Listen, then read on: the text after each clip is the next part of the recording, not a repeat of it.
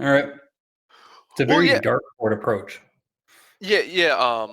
I mean, we could go on and on about Google and their graveyard of applications, Here or lies. projects. And there's actually a website. I think it's called Google Cemetery. And it's just a running total of all the different projects that they've just allowed to die, Oh, that's killed fucking off. fire. I wish I had that much money to just let Yeah. y'all start this shit up, because this shit take manpower, time, resources, and then just be like, nah. But like, I That's funny. just don't understand why YouTube Amazon. messages. There's 14 pages. YouTube content. Google been around for a while though, so but damn.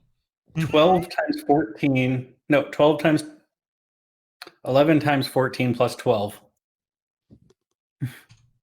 That's math, bro. Maths. I'm not going to do that. She got that fire, but she don't know that I can surprise her. Love intoxicating, excite her. I know she think I can't get beside her. I really can't describe her. Headstrong, independent, a fighter, and a writer, not like her. She got that fire. Now we can just talk our bullshit, dog. Talk me. What was he talking about before that though? I guess it don't matter. Fuck y'all. We were talking about Amazon and how they like to go ahead and make stupid proprietary names for stuff that Google kills off. The graveyard fire. Yeah, like that you're pretty bad when someone decides to make an entire website dedicated to everything that you just decide to kill off. I'm about to send you today's Judge That Nudge too. It's a throwback too. You're a throwback. I am a throwback to when men were men. Oh Mike, man, I love that shit. You watched New Girl, right? Yes. Not. I wasn't every episode guy. Shalonda watched every episode. That was one of my. I jump in every 3 or 4, ask her what I missed, and keep going. You remember the guy Nick? Mm-hmm. He's in a lot of shows now. And his problem with lying and how bad he is at lying. So he starts getting real sweaty. And there's a few times they go ahead and call him Sweatback. And I, like, every single time, I was like, ooh. Like, be careful with that one there. Yeah, Make sure you gotta be careful. Emphasize that S on there. Where'd that come from? Huh? What made you even bring that up? Sweatback. What that had to do with this? I don't know. You just said something. I said back when men was men, so maybe did that make you? No, I think you said it's a throwback. Oh, why? Yeah. So just that one word, throw, is all I need. Or back. Oh. Back. That's the part. I'm like, damn, what about throw triggered you? We gotta go deep into this, Jake. Was your dad tossing your ass around and then calling you a Mexican inappropriate term? No. Nah, you a throwback. Wait, what's that mean? That shit's hilarious. That snow hit us too, boys. God dang. You don't have to tell me. Wazzy, we kind of talked about shoveling the snow already, but if I was in your position, I don't know if I would shovel my snow. I live here. I'm by myself. I'm in the house. Fuck y'all. I have said somebody shovel it because I'm lazy. Oh, okay. I wouldn't even do that. Like, I only shovel the snow right now so my wife don't walk outside and bust her fucking ass and kill herself on her way to the car. People will hate you, and you may never get mail again. You know, I actually never thought about that. Damn, they do got to trek through that shit. Okay, you just I have gotten a notice. Yeah, Mike, do you not care about the people? I don't. You don't really care about your fellow Joe Schmo out there just trying to. He's having a horrible day, and you're gonna just make it worse, Mike. Listen, you Who's chose just glad that. to You line? chose that profession. Y'all motto is rain, sleet, snow, whatever. So you knew what the fuck you signed up for, bruh. Like, I don't come out there and when it's a sunny day, I don't do shit for you. So why should I come out there when it's a cold, wintry day?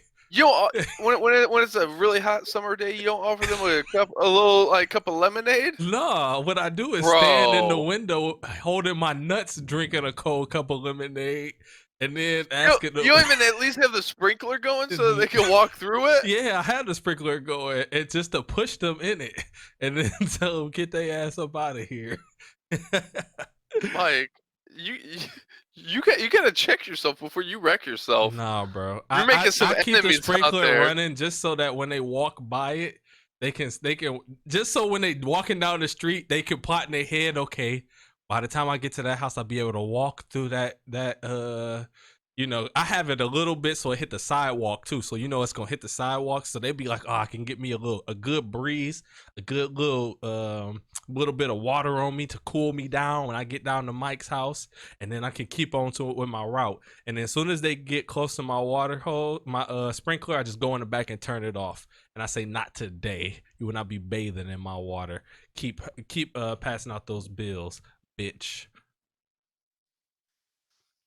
Wow. Mm-hmm.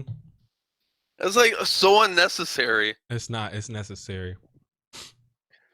I mean, oh man. I love all my male people though. What about your female people? Oh, damn, bars. Got no love for them, huh? I feel like that Just was the a dudes. coalition, wasn't it? If you want Mike's love, you gotta have a dog. Male men, female women. That's gonna be crazy once we gotta start doing that shit. Crazy when we have to call female women? No. Because it's oh wait. Male as in How about a male person? M-A-L-E and male as in M-A-I-L. So people take that Male? as Like disrespectful. You didn't know that? People don't want you to call it male anymore.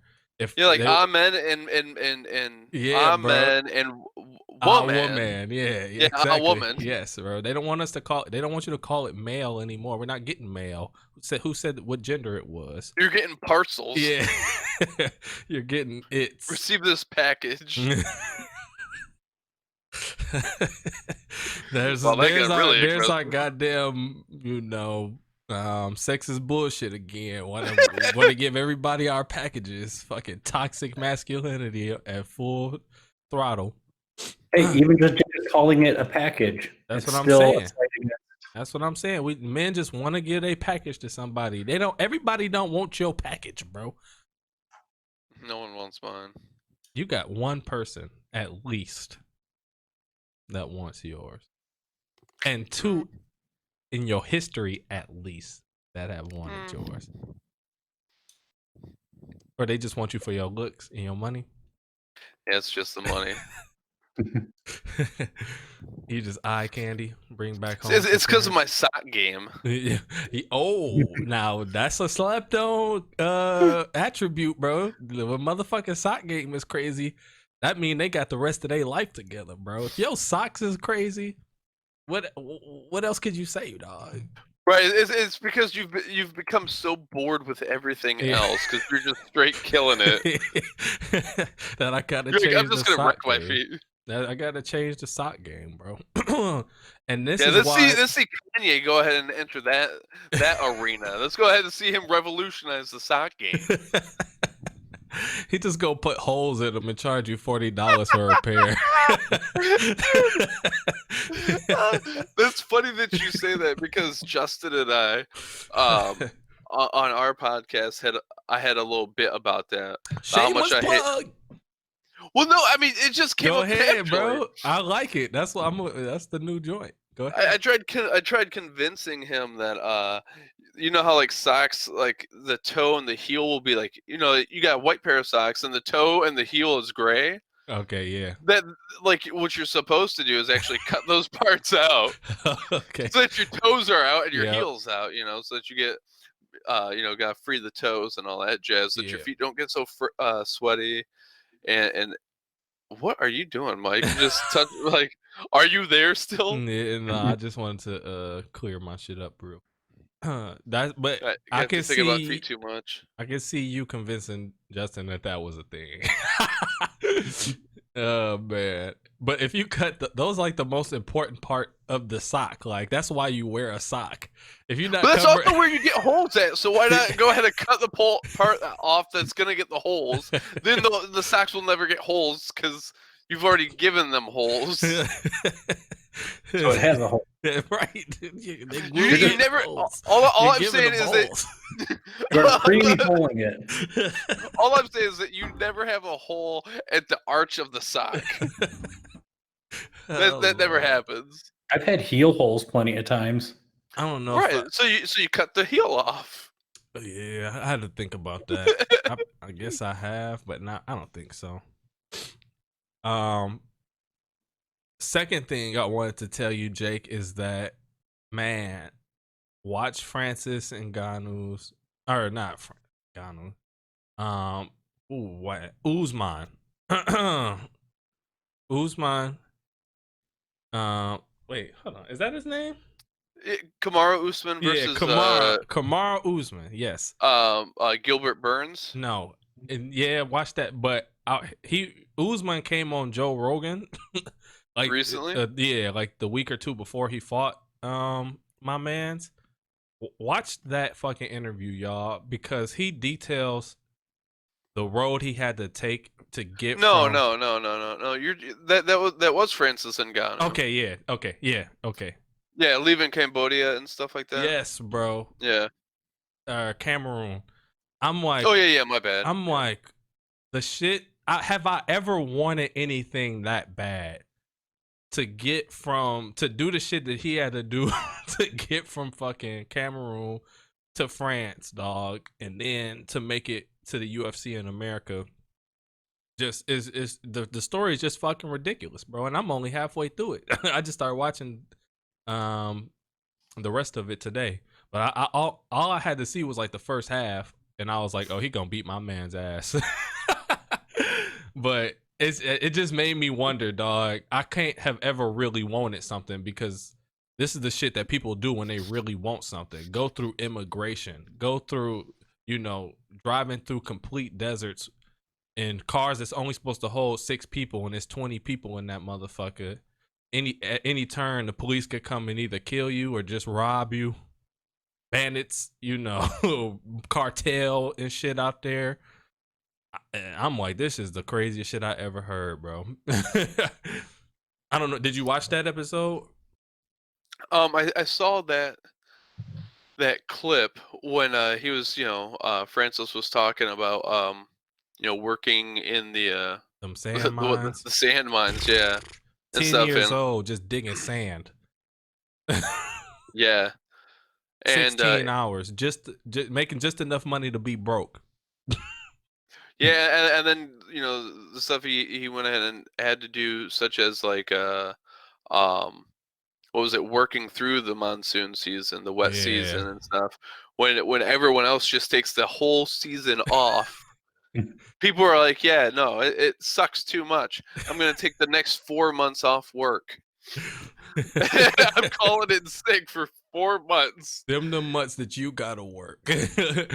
Yeah, because I mean, that's how, like, it's like, so they're already ahead of you in the race, right? Yeah.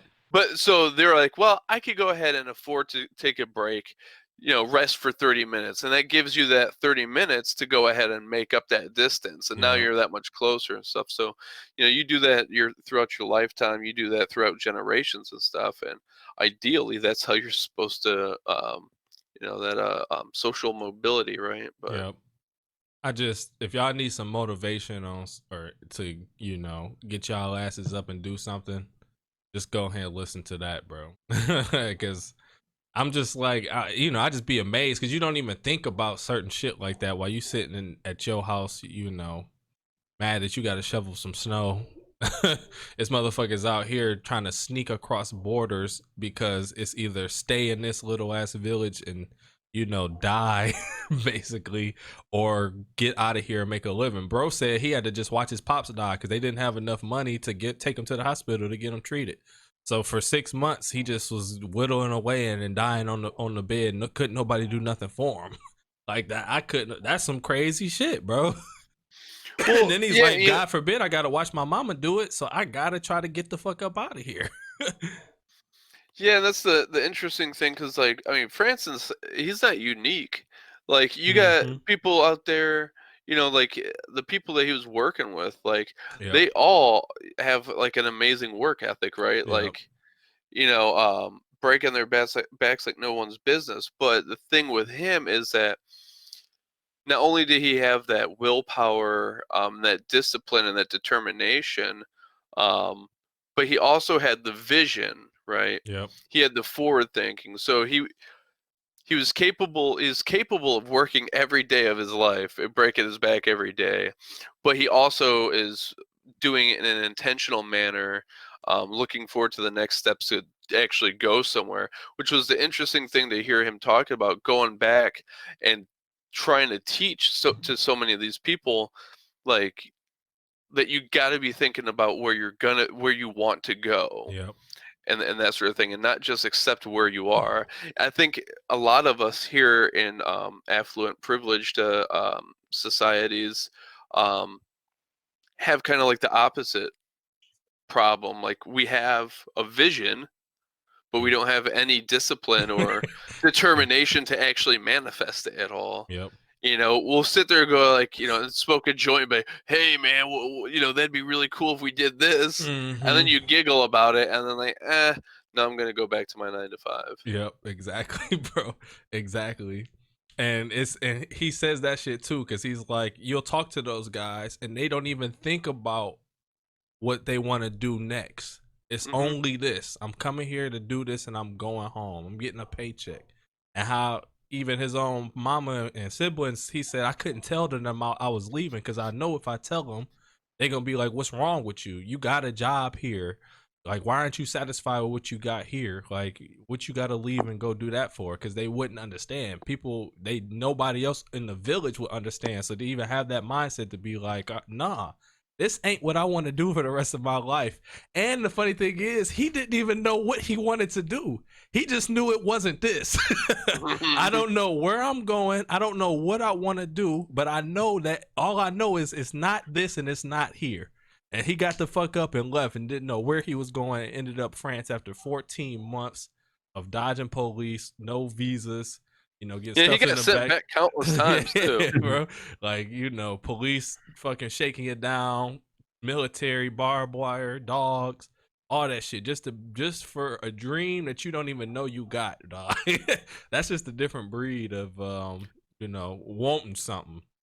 And I'm like, I got to make sure I had that mindset, dog. Because he also said it's not even just about, you're not gonna get it tomorrow, man. And that's a lot of people's problem. They think they about to start a business and then just make $1 million tomorrow. If you just do one thing that gets you a step closer to where you was, yesterday, eventually you're gonna look back and you're gonna be where you wanted to be, and you're gonna look back and be like, damn, I actually did that shit, bro. It's just steps, dog. And so many people are so afraid to even take the first step that they just be stuck, bro. Yeah. What was it? I don't know, but I also really appreciated how he was talking about how every time he goes back, and he tries to go back, very regularly, but every time he goes back, like, he makes sure to go back to the sand mine, and he works in there. Yep. Just to remind him, like, yep, no, I still don't want this. Yeah, he said that's a part of his training. He'd go back and work them damn mines. And in my head, I'm like, that sound good, but would I do that shit, bro? I don't know, because he started when he was 10. I probably would never want to see them. I think I did my sanding, my mining. I think I put my work in the mines, bro. That's also like the super frustrating thing to me, when politicians want to go ahead and talk about immigrants. Oh man. Yeah. Like, whether legal or illegal, like, for one, it's not like the immigration process is super straightforward and super Exactly. awesome and Right. like a cake ride. You gotta want that shit, bro.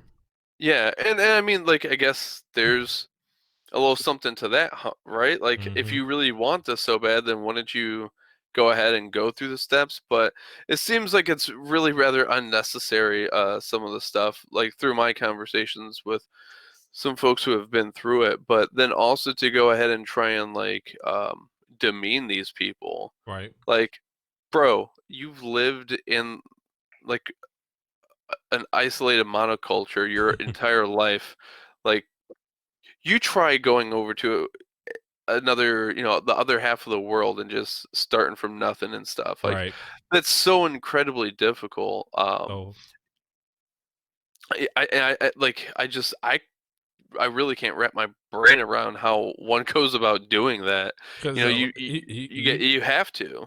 Like, a it's lot of these no other choice, guys, right? yeah, you exactly, because not only is it hard, but it's hard on so many different levels. Like, first of all, actually getting there, like Hmm. physically getting your body from point A to point B, hard. Now I finally get here. There's a big ass language barrier because a lot of these guys don't know whatever language the country that they go into, and if they do, it's very little. So now I gotta learn this language while I'm here to figure out how I can communicate with people to get where I need to go. And then staying there, motherfuckers is looking for you. You make one wrong slip up, and you're getting shipped back. It's crazy. Hmm. Ooh-wee. And and And and that's then only it's 3 steps, and there's a lot of other shit that go. hmm yeah, and then it also makes me think about like our ancestors who did that, whether willingly or unwillingly, like Yeah, the sacrifices that the like the craziness that they had to have gone through yeah, in order to survive it long enough just to reproduce. yep, You know what I mean? yep, Like, you have to make it just long enough so that there's a mini you that's going to go ahead and continue writing the story. yep. And like, I don't know, it just makes me incredibly appreciative of their sacrifices and Yeah, yeah. bro. That's a key thing to it too, bro. Like, we all got people, ancestors that had to, you know, went through some shit. Like, it ain't easy like it is now, bro. We just here now, right? Like, like, for sure, my greats went through shit. For sure, y'all greats. It's not the same shit, but y'all didn't just come over here. A lot of Right. times, you had to go through some shit, bro. So it's cheers to that, bro. Cheers to somebody in our family being like, we gonna be some OGs, and we start a new life in the land of the free, or getting brought to the land of the free and saying, fuck that, I'm about to be free too. And y'all not Right. about to keep me down and doing this bullshit bidding for y'all forever. I'm about to pave a way for my ancestors. This is the No Consensus Podcast, dog. We 20 minutes in, bro. They call me Mike Jack, aka the Wine God, aka, and when I say God, I mean GAWD. That's not the same thing as the capital G. It's a lowercase G in that. Like wine. Dionysus. Yeah. Dino Isis. We got Mike over here, Mr. Dino Isis. He is the prehistoric jihadist. Oh, Lord have mercy on my soul, boy. And I'm glad you said jihadist, because we go right into this that nudge right after this. Wine Daddy, aka Just Do It Son, aka Hoodie Spam, aka King Dingaling. To my right is my boy Wazzy, aka Hair God. That's a GAWD again. AKA 5 o'clock Shadow Cuz, AKA I Still Whoop Your Ass, Shadow. AKA the Human Pretzel, AKA the Human Ciabatta. And then below him is my boy Jake, It's King Twizzler, aka the Illuminati God, aka Lamb Sacrifice Cuz, aka Bifocal Dog, aka Masturbation Master. And this is the No Consensus Podcast. Cheers. Words were definitely said in an order. I'm off a good red today. Jake, it look like you got some old school water there. Yes, sir, man. Yes, sir. I'm rolling, bro. Out the staying mason hydrated. jar. It tastes better out the mason jar too, for some reason, bro. I don't know what it is about the construction of such cups and or glasses, but it goes hard. I think it's part of just like the aging process. Like, you know, you take some good fresh water, you can it, you leave it in the basement for like, you know, a couple of months and stuff until you need it, and then you go down there and crack open a fresh jar. Well, I mean, not a fresh jar, but you know, you crack open a new jar of water and just sip on her. So your house is the house that I go to in Fallout.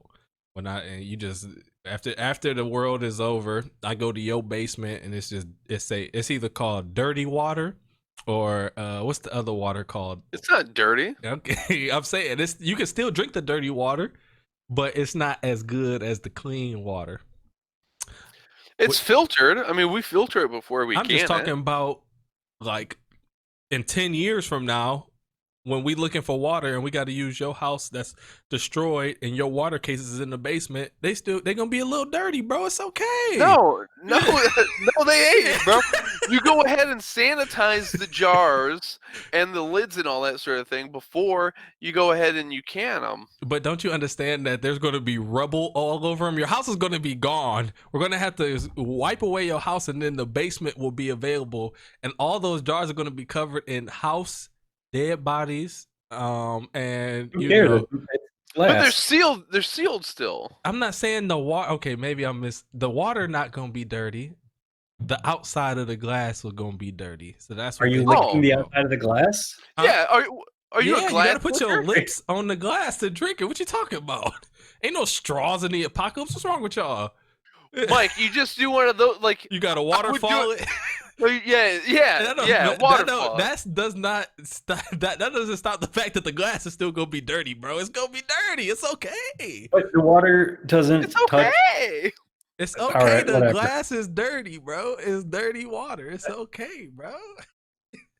You motherfuckers bougie. What you drinking over there, Wazzy? Because you was trying to tell me before, but you was on mute, and I couldn't. Yeah, it's called Aha. The blueberry tastes very, very blueberry-y, but in like an artificial sense. So it's not gross blueberry. It's just very strong and artificial. Is it like sparkling water or something? Mm-hmm. Yeah, this one is blueberry and pomegranate. I always want to mix it up. Mike, I got I guess I don't have a question for you. But you know your boy Julian, not your bro, but your boy, Mr. Sykes. Yeah. I wasn't gonna air him out like that, but he had posted something that was just the funniest gosh darn thing to me. Let me find it real quick here. It just popped up in my head because we're talking about food and all that jazz. I'll find it real quick here. Here we go. He had posted, why do the older church saints always smell like food? And that had me dying because I was thinking about it from an Orthodox perspective. You know, because it's not too uncommon for like some people but more likely like churches to have relics, like little bone fragments and stuff like that of saints, and we don't call the living saints at all. So when he says like the saints smell like food, I'm just imagining him going up to an icon and it just smelling like bacon, like you know, because there's you know, all sorts of miraculous like icons that have like streamed myrrh and like other incense and stuff. So like I'm just imagining like a wooden icon just dripping bacon grease. Yeah, right. And it had me dying, like, because like I'm familiar enough with the lingo to know who and what he was talking about. Right. But my initial it took you somewhere else, which is hilarious. So I took a screenshot of that and I posted it in this Orthodox Facebook group, and so many people were confused. They're like, "I don't, what's going on here?" And then, like some Protestant like converts had chimed in saying like, "Oh no, so what's?" and explained it. But... What was his explanation? If I remember correctly, just that like in certain like Protestants in general tend to go ahead and refer to people as being saints, like Christians as being saints. And though depending on the denomination, depends on how much they go ahead and actually use the term and who they use it for and stuff like that. Because like this one guy was saying that he used to be a Southern Baptist, and they typically just reserve that for like the elder members of the church and that sort of thing. But okay, so they didn't even know. So they was all confused, like what saints even was. Like what y'all? They say, wait, okay, I get you. That's funny. Yeah. They were strictly thinking, well, he's got to be talking about the glorified saints, the saints that the church has recognized. Like, how could Saint you know Nicholas. How that man smells like he's been dead for so long? What you doing smell Saint Nicholas for? Well, it is Christmas. That's funny. Hey, Wazzy, did I send you that Judge That Nudge? You did. All right, pull up this terrible quality. So it's funny. This is why I say it's funny, because this rapper's name is Joey Jihad. When you call me a jihadist, I'm like, yes, we here with it. This is like early YouTube days, as you can see with the video. Early World Star Hip Hop days as well. Whole 240p. That's what we get up to. Let's get it. Yeah, let that shit play. Yes, sir.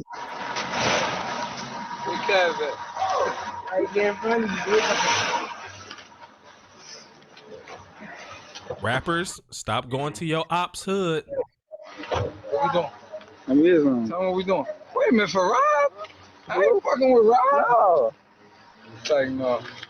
That's what I'm doing, you know. I don't got no people right now. You don't? I got you.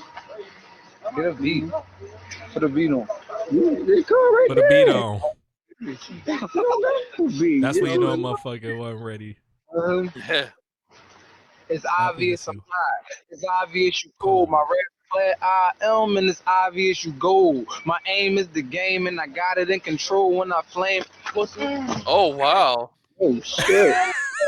Oh shit. He's napping. Nap time. Pretty sure they stole his car too. We probably shouldn't show that. Now rewind back, Wazzy, to where he first got video knocked right out. Here. I don't know what you're talking about. You said what? The video ends here. Oh, nothing after this. Right. Look at Just go back to when he first got knocked out and pause it. My raps. Let's do just for funds.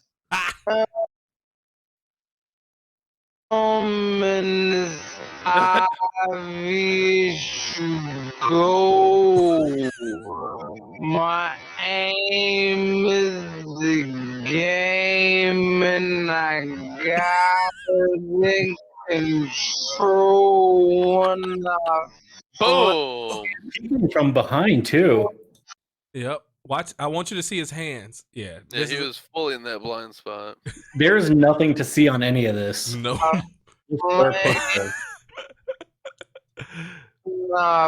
Flame. Now keep going. I want you to see his body after he hits the floor. Even with his. Yes. That's what it looked like to me. Pause it. He was ready to fight. Pause it. He was ready to fight, bro. He was ready. Bro was ready, bro. See, because of guys like him, that's why Mario Yamasaki never knows when to stop a fight. He's still breathing. He can fight. All I see is a warrior right now. Bro, this is what I'm saying, dog. Put him up. This is definitely one of the first World Star Hip Hop YouTube joints with a rapper getting knocked out. So tell me about that jaw. Like, you just that's what knocked you out, right? So what about getting hit there is what knocks you the fuck out? So typically, what it is like, you got your your lower jaw here, and it hinges back here, right? Yeah. So back there, you actually have like a cluster of nerves that you can like touch. If you go ahead and shove your finger right back there, it hurts. Mm-hmm. It's because you got like a nerve cluster there. So what happens is if you go ahead and hit that jaw just right and push it backwards and touch both those points and essentially overload that circuit, that's when you go out and stuff. So also if you go ahead and hit it from the side, if you could go ahead and get it to touch that, and all right, so it's and that's more than enough. Right, yep, that's the spot. That's the if you spot. Get that spot. That's the spot, bro. Like it looks like he got his head snapped like Will Sasso as Steven Seagal doing one of those. Yeah, bro. Like he was not expecting. He got out to freestyle and was totally unprepared. And I can't remember the story behind this shit because it was so long ago now. But clearly he's in the ops hood. Some dudes had beef with him that I just think he didn't know about, or he knew about it and then that was a dude he didn't know rock with the dude that he had beef with, and they just snuck his ass, bro. But that picture right there with him holding his fist up, that lives in infamy forever in hip hop culture, bro. If you walk up to any black guy, ask him Joey Jihad, the first thing they gonna say is obvious you hot. It's obvious I'm cold. Everybody know that rap, bro. Platinum I am, and it's obvious you go. That's slow-mo Wazzy, ingenious. And I'm gonna need that every time. Cause that boy got bopped. There's a couple other big hip-hop fight moments that I will be sprinkling in our Judge That Nudges over the time, and everybody will know these bad boys, but I definitely want to see. But I've always been curious to see what it is about the jaw that get a motherfucker knocked out, and I'm glad that you just clarified that. Are there any other places you can get hit like that that'll just knock you the fuck out? Yeah, I mean, obviously, like that temple, that's a nice little soft spot. But there's like, is that the nerve thing too up there in that temporal lobe? No, I don't know exactly what it is about the temple. They'll do it. It's like soft tissue, and you also have the what's in the eardrums that causes vertigo. Oh, because you also knock that out. Yeah. Of place. Okay. Yeah. Like the inner ear or middle ear, whatever it is. I know. So like right up in here, you also have a cluster of nerves. And what we used to go ahead and do is just knuckle punch that hoe, and man, your arm goes real limp real quick. For how long? Just like a second or two. That's all you need, though, huh? Yeah. I don't know how you ever hit that bitch in a fight. I guess your arms is kind of up like this. I don't know. So you swinging around and hitting that motherfucker? No, I mean, it'd be us just like hanging out. Yeah. It'd be us just hanging out and stuff, and then all like so he's got his hands down and all that jazz because you're just talking and pop. Okay, so regular white boys bob you in the nuts. karate white boys bop you in the elbow. I got you. Yeah. We're coming for them bows. Throw them bows. That's funny. I seen y'all got a little bit into some shit in the group chat today. I was running around with Mike most of the day, so I couldn't really remember it. Anything worth mentioning? I think y'all got into some stock shit. I can't remember. Wazzy, can you explain to me ladder attacks? Okay, so a ladder attack is, you know what? It'll be easier if I just show you a picture. It's essentially a way for Pardon? I know what a ladder looks like. I don't think you do. Describe a ladder right now. That's a hell of a question, ain't it? How? Go ahead and put that shit up though, Wazzy. 2 sticks connected with multiple rungs in order to get. That shit sound like shower curtain. I'm just trying to. Okay, here we go. This will work. I hear rungs. I think a shower curtain. So terrible description. You muted now, buddy. I'm not. I'm just not talking. Yeah, I hit the button. I got like one of those little inline buttons. It's a doozy. All right. So here we have. Actually, it's the GameStop short ladder attack. All right. So we have stocks as normal. You can't see my mouse, but you know, kind of going up and down. This giant drop here where they're boxing it, you'll notice it's green with a couple red, green couple red, green couple red, green couple red. That is, as far as I've learned, I'm not a financial advisor, obviously, but it's a hedge fund selling a bunch, but not raising the price, and then another hedge fund buying all of those up to kind of keep the price low instead of just selling. So right here, they probably sold a couple 100,000 shares for this area right here. It's kind of short. So it's a way for investment capitals and hedge funds to keep a price or to drop a stock's price, but not necessarily get rid of the like the control of the shares. Yeah, to not get rid of everything. So this takes 2 different hedge funds, and they had to kind of work together on it.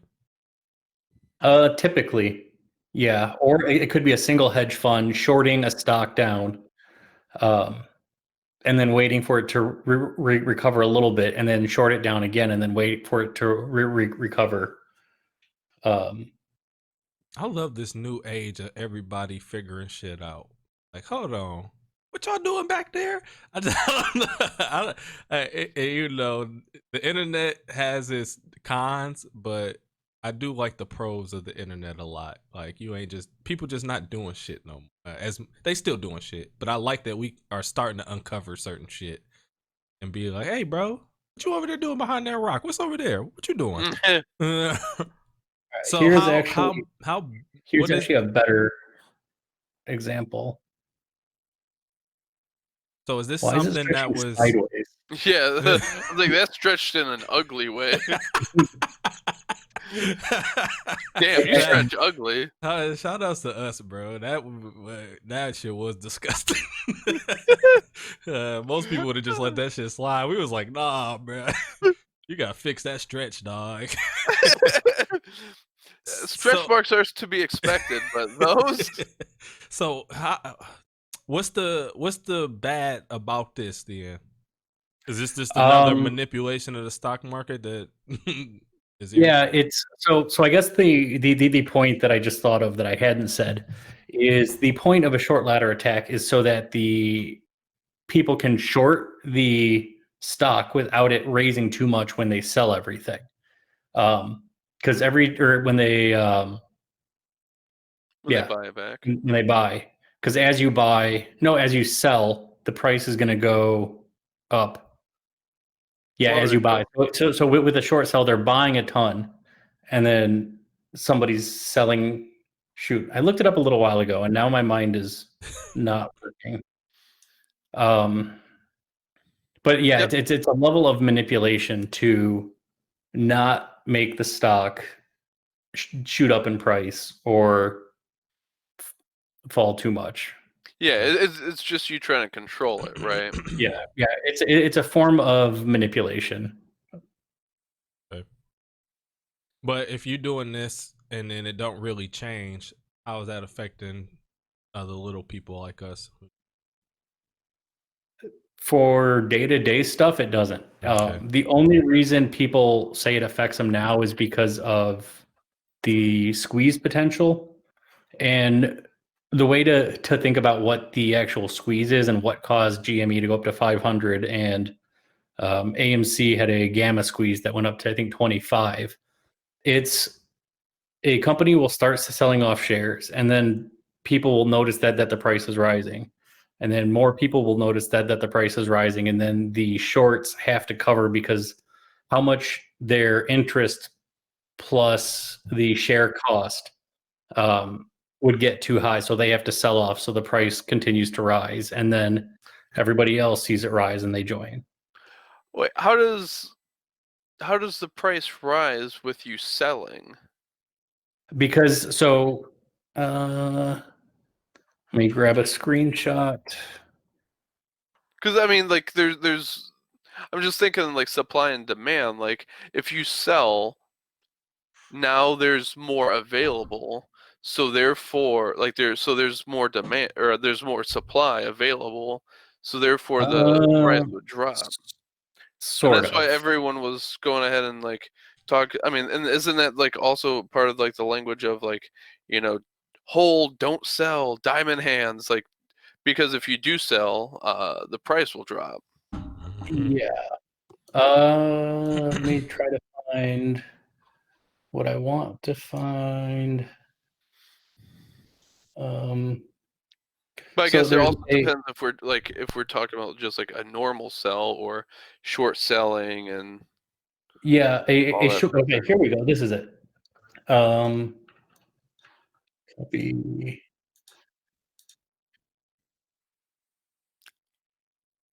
Hi, show. Make sure. Man, I text you twice. You don't be.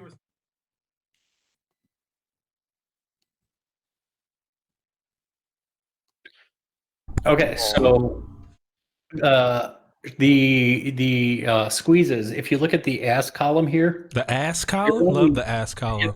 If you look at the ask column here, you have 700 shares at 117.76. Mm-hmm. These are all of these shares being sold at this price. If you look here, it's at 117.77 at 1.01K.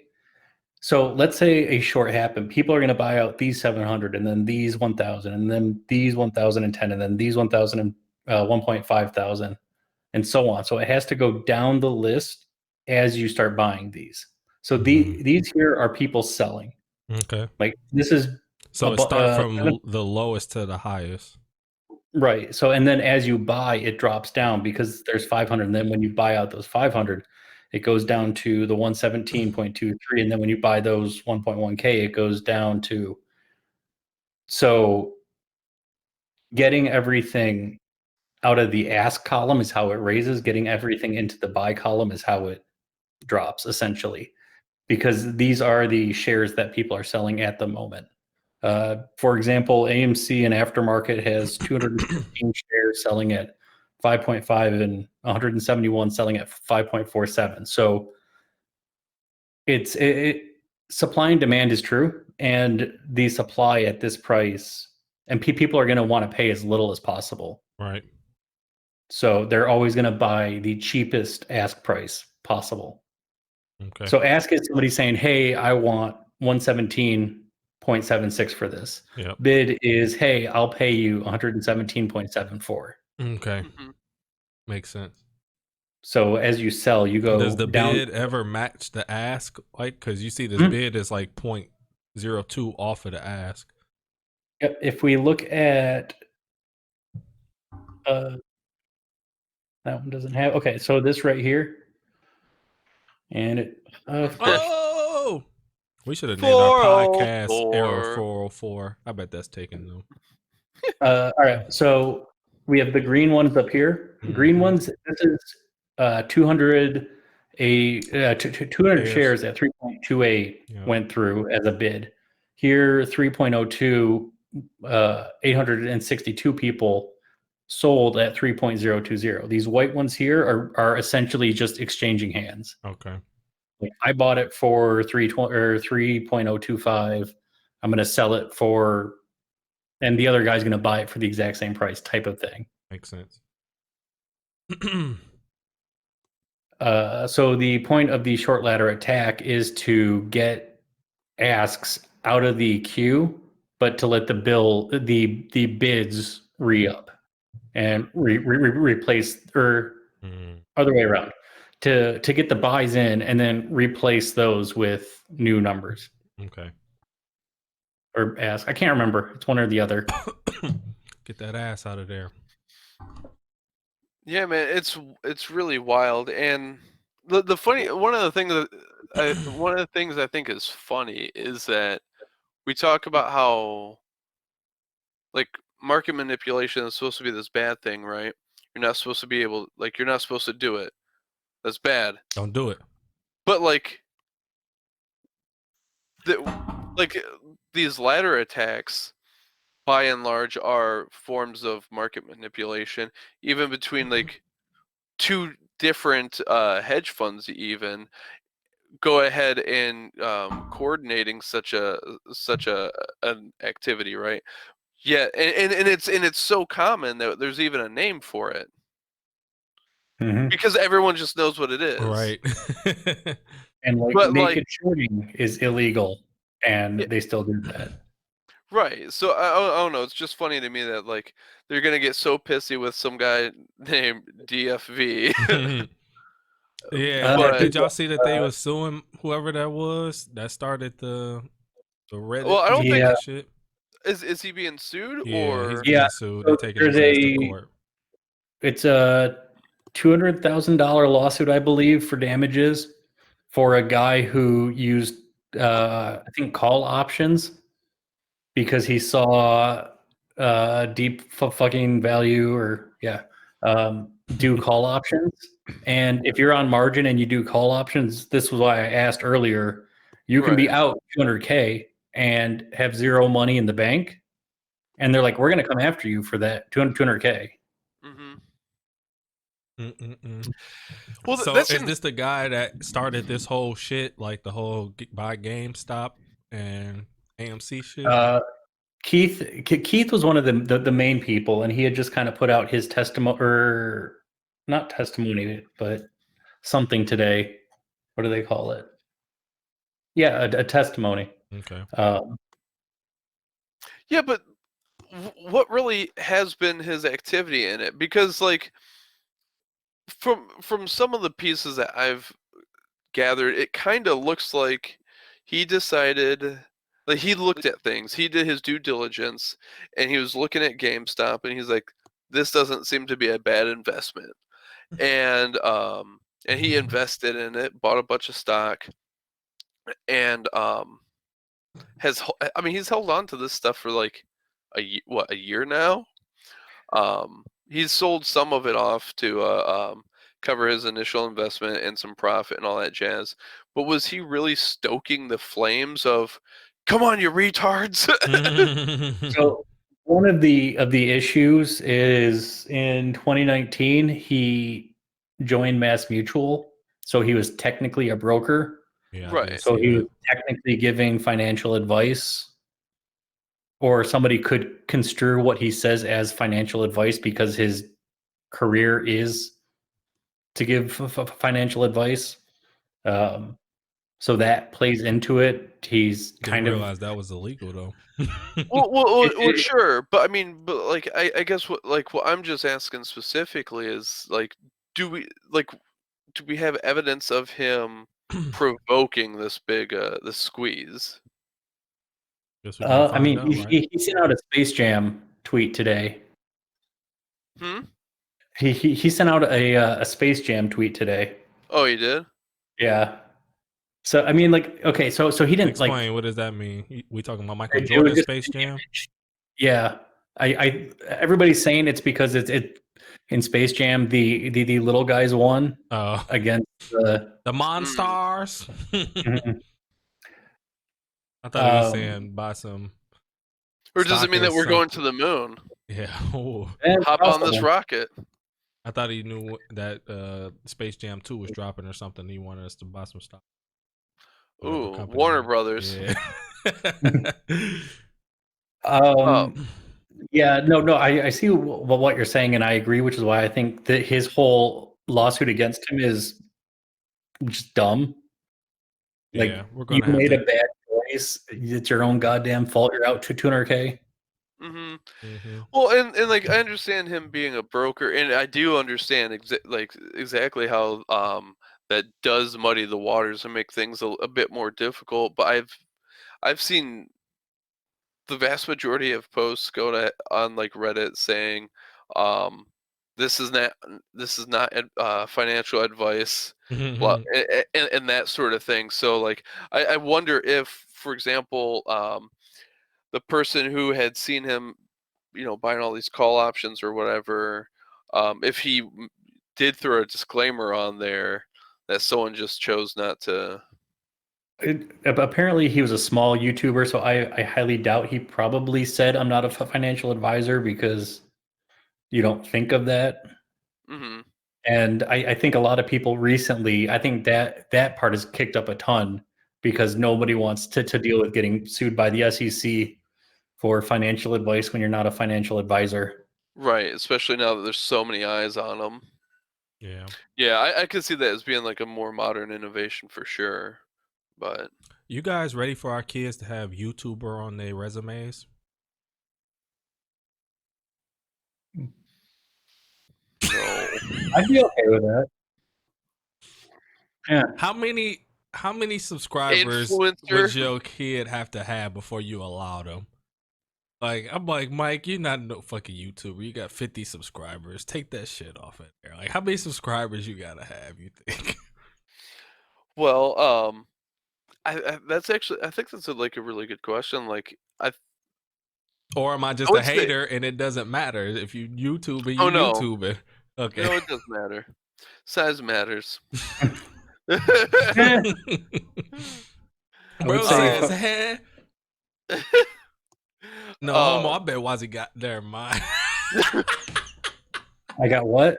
I'm not even about to say it. I can't say that. Flesh that out, Mike. No. I ain't drinking enough wine. I don't have one. I ain't drinking enough wine yet.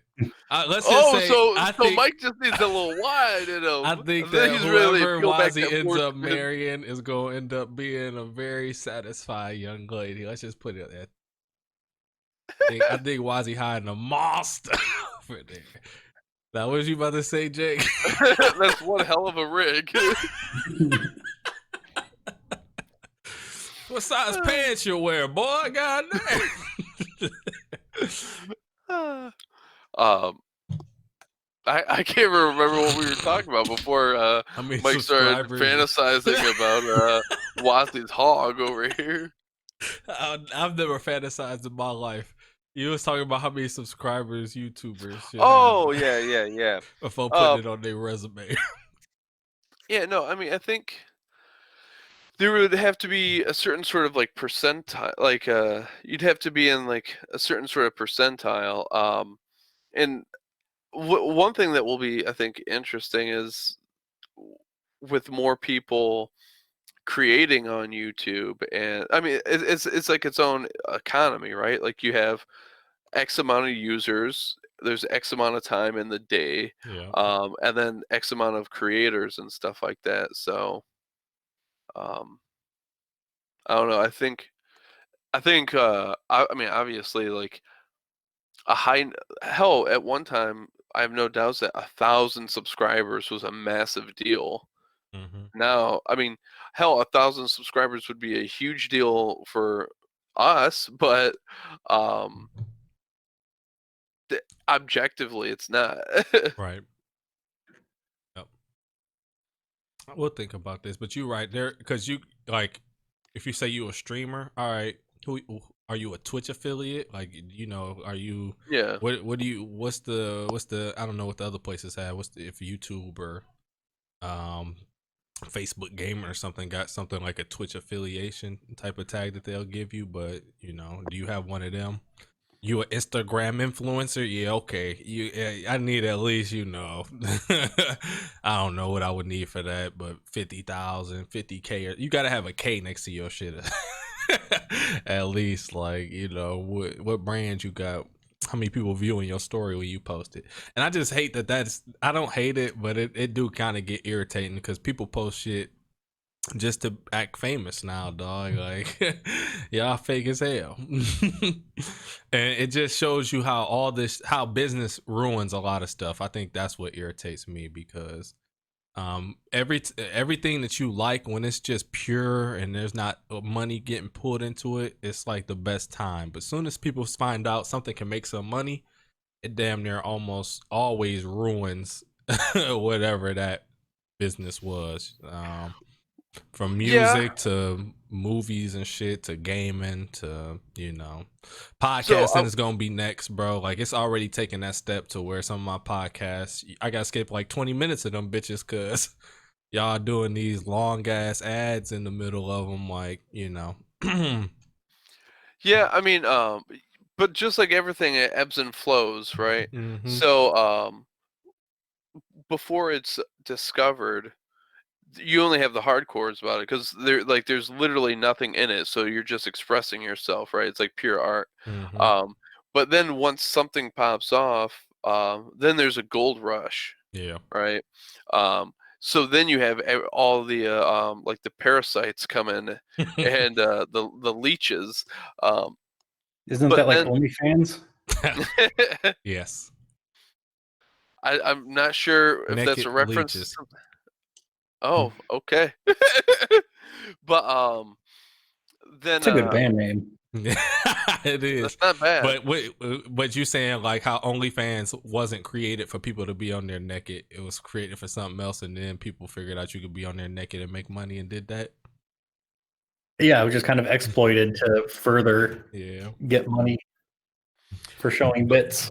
But yeah, so bits. It'll hit a certain sort of threshold, and I think it either hits a certain sort of threshold and or where like the market sort of gets saturated, or the new thing comes along, and those parasites, they run to the new host, which then gives that platform, genre, you know, whatever it is, an opportunity to sort of heal from those wounds, and then like you know, the only people who are left standing are the ones who still care about whatever that is, you know. Right. And so I think it just, as time progresses, like that's just something that we see continually over and over. And I don't want to sit here and sound like I'm hating on, you know, things that we like becoming a business or having money behind it, because that kind of legitimizes a lot of these careers and things that we like to do. Like 10 years ago, you tell a motherfucker you a professional gamer, what do you say to that? Like, what, bro? So how do you make money? Like, you're not no professional gamer. Now in 2021, you tell me you a professional gamer, I know, like, oh, okay, you can live off that shit. You a professional streamer, YouTuber, Twitch streamer. Like, y'all, you can make a lot of money off of doing that shit. So money does legitimize a lot of these things that weren't legitimate, you know, a long time ago. I was watching that History of Video Games on Netflix. I think that's the name of it. And a lot of these guys, you know, they go to MIT, and their parents expected them that they about to be, you know, rocket scientists or engineers, all type of shit. And then they tell their parents they about to make a video game. Their parents is like, what? Are you out of your fucking mind? What are you talking about? You about to make a video game? And but after you know, you got to go through some hardships, because especially when you're the first person to do some shit like that, it's not a lot of money in it, unless you fuck around and you make the Pac-Man or the Galaga or something like that kill the game. But most dudes who was doing it, you know, you probably only making moderate money, and it's hard as hell to make games back then, especially. So you spending a lot of time for not a lot of output. So I'm not mad at it getting legitimized because that's what it is. What it is. I couldn't tell a motherfucker I wanted to be a rapper in 2008. Like that shit was like what? Come on, dog. Like 2004 even. Like it will go even further than that. That's a joke. You want to be a what? You trying to do what? Come on, man. Mhm. What college you going to? Shut the fuck up. Like because you didn't see how you could. Because people, and I hate this, people only legitimize shit if you can make money off of it. What you want to be. If you tell them that you want to be a history teacher, you want to major in history, I want to major in philosophy, the first thing they gonna say is how you gonna make money off of that. That's the first thing people say. And that shit did trick me back in the day, and I'm so mad I let it trick me. Like, I don't know how it's gonna make money, but it's what I like, bitch, and I'm gonna figure out how it's gonna make money. But that shit fucked me up back in the day for sure.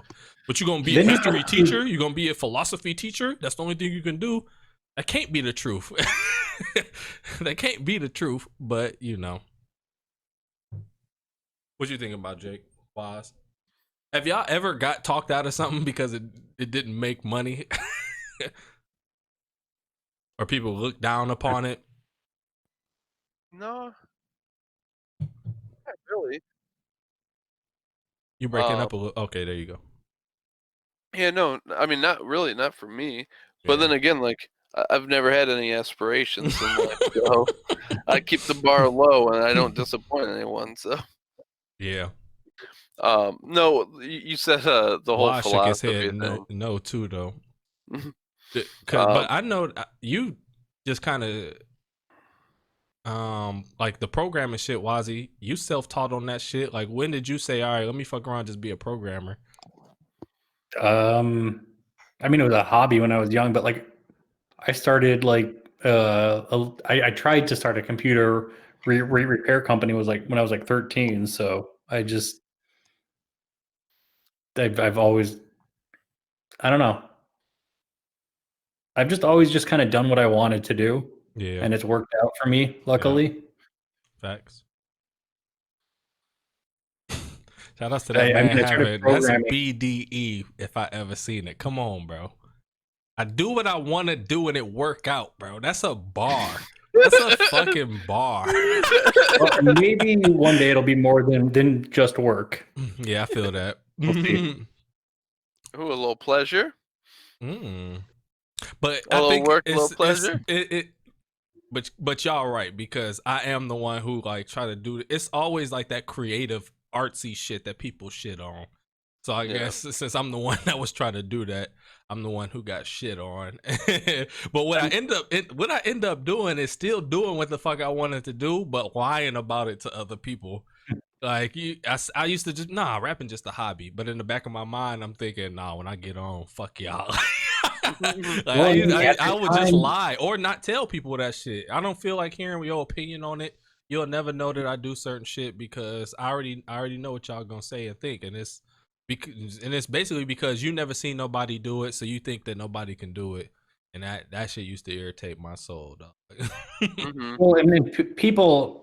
I'm making a lot of assumptions here, but especially in music, they don't think you're successful unless you're out touring nationwide. Like a garage band, if all of the guys in it are making enough money to eat and everything and live good enough lives, is that success? Right. You don't have to be touring the entire US if you got a bunch of local stuff. Yep. Right. I mean, hell, you could be a studio artist, right? You know, where like you're not even necessarily like part of an act. Yep. But like, you get called in like, hey, we need a bass line on this and stuff. And, I know guys who've made plenty of money and supported themselves off that. Yeah, so. What was you laughing about the philosophy thing though? Just because I feel like that's something that's become like philosophy has become so disconnected from anything like kind of real almost. And I don't know, maybe it's too much of like a nostalgia factor, but like I feel like a lot of like older philosophers, and like when you look at like the history of philosophy, you see much more like older people, for example. And it's because like Leibniz was an actual mathematician, and he was doing mathematics work for his life, and then philosophy of mathematics became like a retirement sort of thing. Like, you've worked in the fields long enough, and now you're going ahead and you're teaching it, and when you're through the act of teaching it, it causes you to sit here and like think about, like, you know, in this example, like the relationship of these numbers, and it allows you to abstract it and come at it from a much different perspective. Whereas nowadays, and again, I mean, I could be completely wrong. It just, the vibe I get is that I don't want to actually do the work that produces these sorts of things. I'm just interested in these ideas. So I want to just jump in there, which, I mean, like, philosophy itself has enough of a body of work, I think, that it could support people just, you know, studying that philosophy and like more or less regurgitating it and then like reconstructing it a little bit. But the way I look at it is it had a much more practical foundation that was then abstracted from. And nowadays we just want to go into the abstraction and then abstract from that. Yeah. How many of the old philosophers were actually philosophers first and not? Because I think like Archimedes was an engineer, Da Vinci was an engineer. Hold on, what other podcast you know talking about leaves? Archimedes? Come on, man, we gotta give ourselves a goddamn clap. This the fucking no consensus pod, baby. What the fuck are y'all talking about? Continue, because I don't know, Waz. That's a great question. That was it. I don't know how many, like, because in my mind everybody was either a mathematician, a linguist, engineer, like they were working in some sort of scientific manner, right, and abstracting the philosophy through the scientific method, even though the philosophy of it is abstract. If any of that made sense. It did. Yeah, it makes sense to me, and like that's the same question that I find myself arriving at, like, when did this start happening? And I don't know, but it does seem like the older guys had a different sort of foundation that they were born out of. Well, it's kind of like painting, I guess, and I'm just thinking about this, and you can disagree, but old people wanted to get the image, or they used to want to get the images out of their head and out onto anything, a wall, whereas a lot of current painters, they just want to paint. It's not necessarily like forcing imagery out of their head,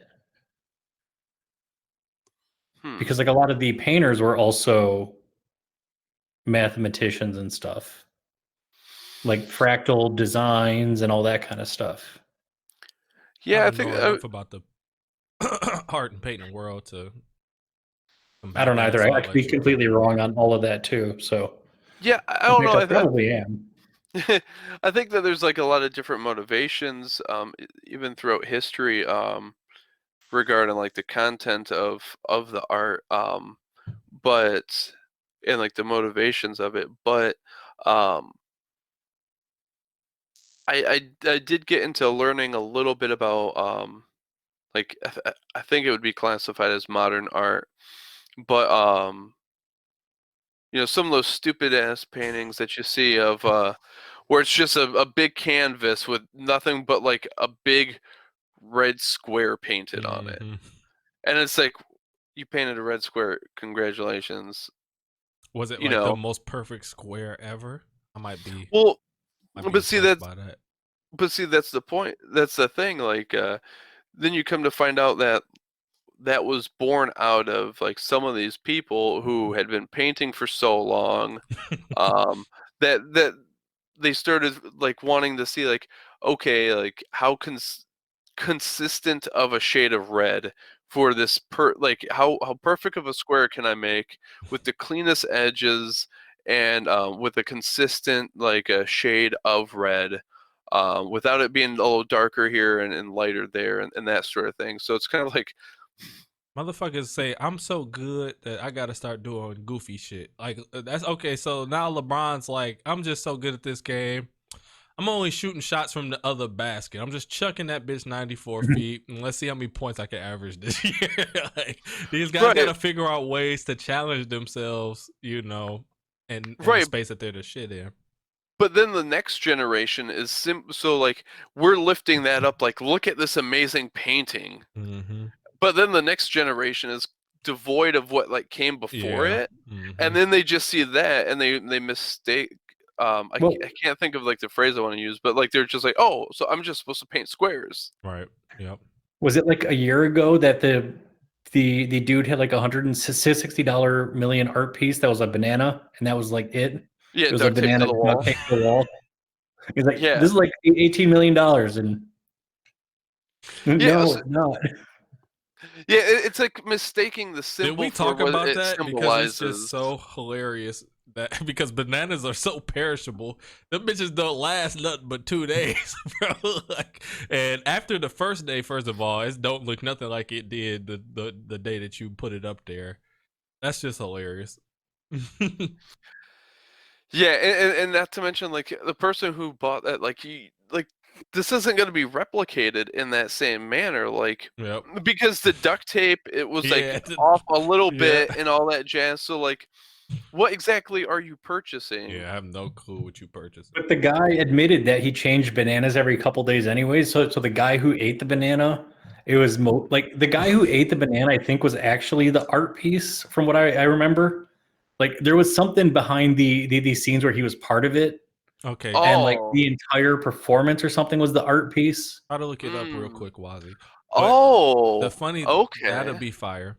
But the funny thing that you brought up though is, Jake, and I'm glad you did, is the whole fact that different forms and what's the word I'm looking for? Shit, just different hobbies and shit have a philosophy behind them. And that's not the word I'm looking for, but we'll go. I think that a lot of people, when they hear the term philosophy, or you think you're a philosophy major, I think most people think that it's something to do with like religion or thinking about or life morality, or something, or morality. Yeah, they don't really think about the fact that other things have a philosophy to them that you could master and then go back into. So that's very you just kind of enlightened me a little bit because I had low-key forgot about it. Yeah. I mean, like there's an invisible working behind everything, right? So it's like you've gone ahead and this is what it is, but now let's talk about why it is. Right, and you could do that obviously with anything. I think, I mean, hell, you could be a rap philosopher, which would be like super related to like poetry and linguistics and all that jazz and literature. Yeah, but I've seen people have college courses like that. And I would love to take one just to see what they in there talking about and going through, because it seemed like it would be super interesting. Just to break down any genre of music and use it to describe whatever they do, using it to describe or get their point across. Because you can't just be sitting in there, like the whole point of this class is to make you understand every bar on Nas's Illmatic. Like there's got to be a bigger point to it. Like, what are we doing this for? It'll be a literary class for sure. Help you, probably teach you different ways of shit like that. But now that I even think about that, like there are people who are famous poets, but what's the poet route? You know what I'm saying? Like we got everybody know Maya Angelou, but who else? And what are y'all doing? It'd be all about how you making money. Yeah. I just really truly am curious. What's the poet route? Because I know what the music route is. Get your song played on the radio, get signed, get a check. But like, poets ain't getting signed, are they? Are poets getting signed? What's the make a book, write a book of poems and sell it? What's the route? Yeah, so with poetry, I think it's much more that you get into literature. Yeah. So like you're either writing novels or short stories. Yeah. And then you do like a collection of poems on the side. Like once you get established enough, then like you can go ahead. But I mean, but even as a musician, like Till Lindemann of Rammstein, Serge Tankian, like they're both singers, in obviously very different, different bands, but they've released because a song in a lot of ways is like a poem, depending on how it's written and stuff. But they've released books of poetry in their careers and stuff. So Nice. I think you kind of have to establish some sort of other foundation, like somewhere else, and then either with your writing or singing, to go ahead and convince people that they want to pick up a collection of poems by Jonathan Wozniak. You found it, Woz? Yeah. So apparently the artist was a comedian, and it was a performance art that somebody came up and ate it on a Instagram video that came up like a couple weeks after. Did it say the comedian's name? Yeah, comedian Marizo Catalan. Marizo Maruizio. Italian dude or something? Here's the thing about performance art like that.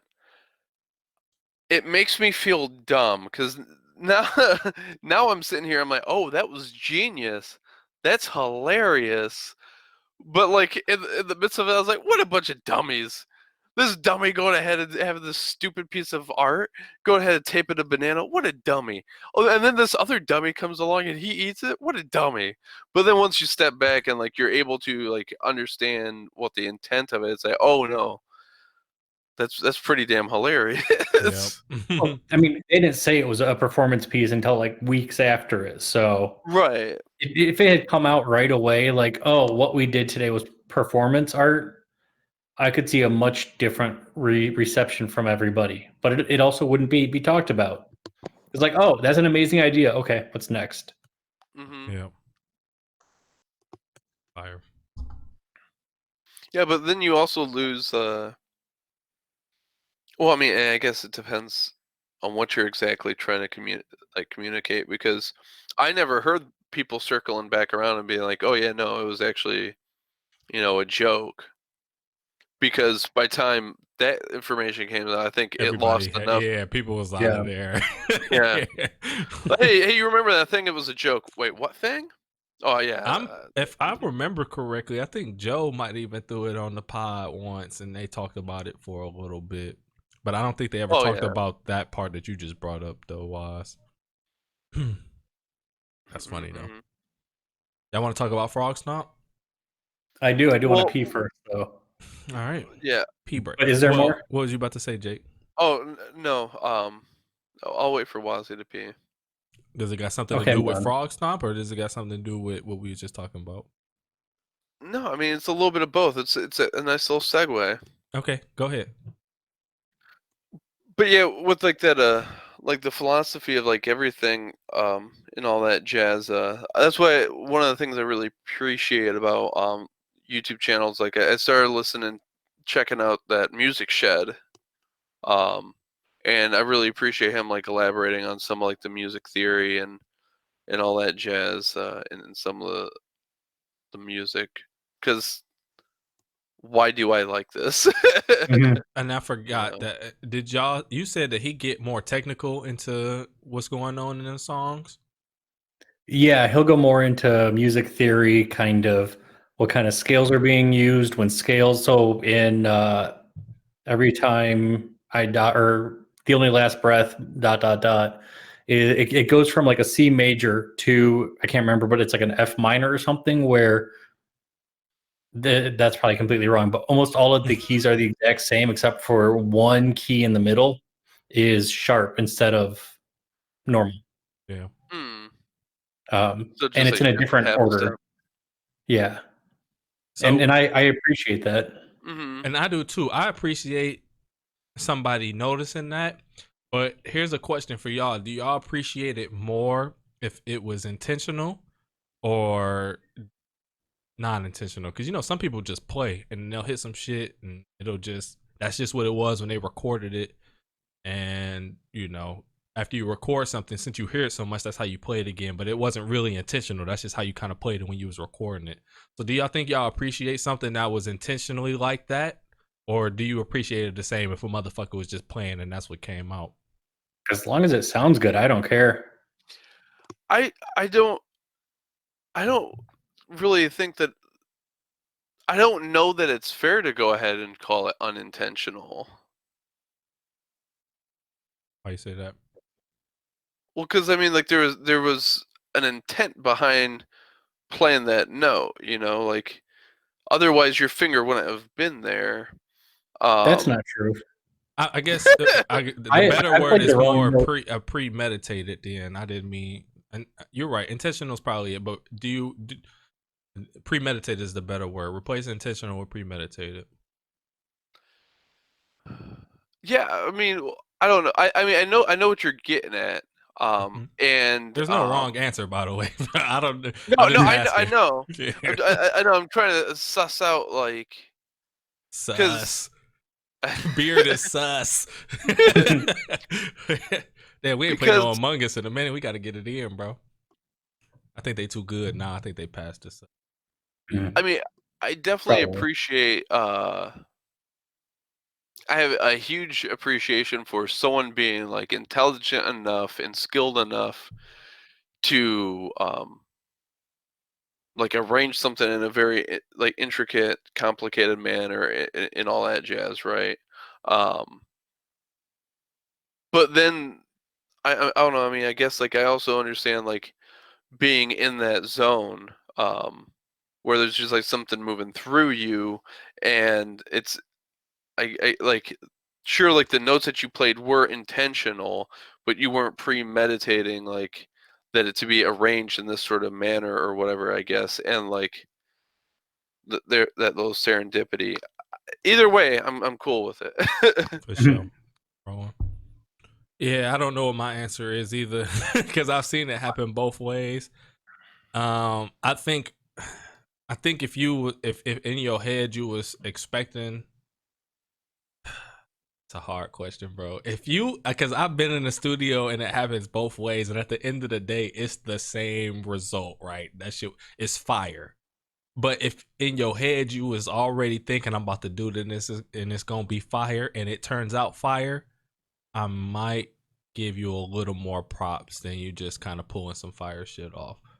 But it's not that much more props because even being able to do something, period, to me is enough props. But I might give you a little more props if in your head you was already like, I'm about to fuck him up with this. Yeah, and see, like I guess what I was trying to get at with like my distinction is that even if you weren't intending to do X, Y, or Z, even if it wasn't premeditated, you had still gone ahead and consciously already practiced the skills. Yeah. Like you've already acquired a toolkit worth of skills that you didn't intend to lay out in a certain sort of way, but your intended practice before has allowed you to go ahead and do this. Yep. So a better way is a conscious effort versus a unconscious effort. Mm-hmm. Yeah, because that'd be like an unconscious effort. Is you've just been working on it so long that like, oh, that sounds cool. I like that. Mm-hmm. Yeah, like actually, I was watching a Music Shed video of the teacher reacting to Danny Carey's drum cam on a live performance of Pneuma, and he go through live shows too.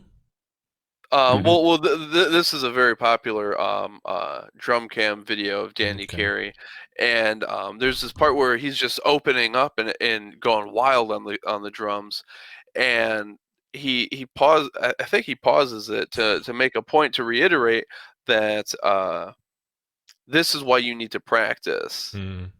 you need to go ahead and just drill these skills. Just do paradiddle after paradiddle after paradiddle, and it's boring and it's stupid, but it allows you to go ahead and let loose and just let these things sort of happen. Yep. That's a fact, and that's in anything, people. You want to do the drums, do the little shit. You want to, from coding to basketball, dog. There's certain shit that you can do, learn, keep up on. That's gonna get you super sweet. Because most of the dudes I know that never took it to the next level just never really mastered the basics because they want to do the next step, bro. Master the basics, martial arts, all that shit. You gotta practice that shit, dog. So that it's second nature. Before we get into this, I got one no compod survey for y'all. Boxers or briefs? Why not both?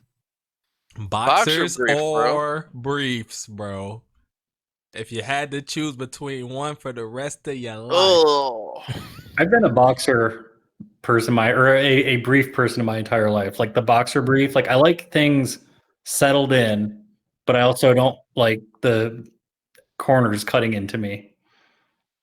I have not gone ahead and wore briefs since I was like 10 years old. And I haven't worn boxers since I was like 12 years old. I mean, it's the boxer briefs, man. Like, I'm a grown man. I'm getting work done, all right? I need the boxer briefs. I can't just be out here flapping in the wind, like some, I don't know, like some vagabond.